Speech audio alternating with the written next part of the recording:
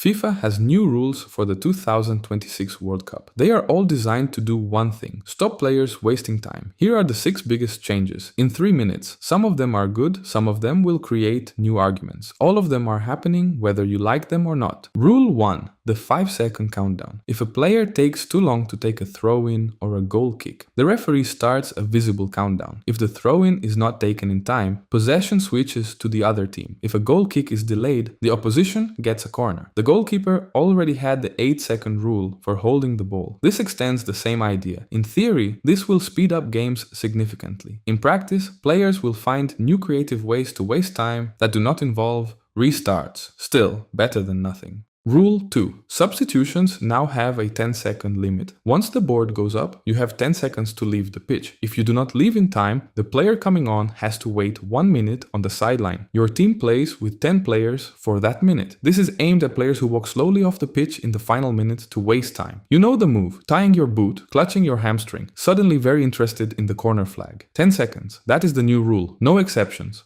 Rule 3. Fake injuries just got more expensive. If a player receives medical attention from the physio on the pitch, they must leave for 1 minute. This is designed to stop players faking injuries to give their team a tactical break. If you want the physio, you come off for a minute. Your choice. Goalkeepers are exempt from this rule, because removing a goalkeeper for a minute would be unworkable. So the fake injury problem for goalkeepers remains. Mostly. Rule 4. VAR now has more power. VAR can now intervene for second yellow cards. Previously, VAR could only check straight red cards. Now second yellows are included. VAR can also now check corner kick decisions, but only if the review can be done quickly without delaying the restart.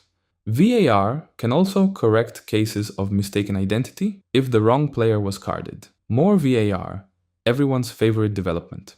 Rule 5. Referees can now wear body cameras, not their own cameras. The competition provides them and controls the footage, so you will not see referees arriving with GoPros strapped to their chests. The footage will be used for training future referees, and potentially for fans to see a new perspective on the game. A referee eye view of a penalty decision should be interesting. Rule 6. DOGSO. Denying an obvious goal. Scoring opportunity. Typically foul a player who is clear through, on goal, red card. Under the old rule, if the referee played advantage and a goal was still scored, the red card became a yellow. Under the new rule, if advantage is played and a goal is scored, no card at all. Because the goal scoring opportunity was not actually denied. It resulted in a goal. Some fouls will still result in a yellow, but a goal from advantage cancels the card. This is a logical change. It makes sense. It took 40 years. 6 new rules, all aimed at the same thing. More football, less wasting time. Will it work? Ask us again in July. The game has not changed. The rules around it have. Subscribe if you enjoyed this type of content. It means a lot. You're welcome.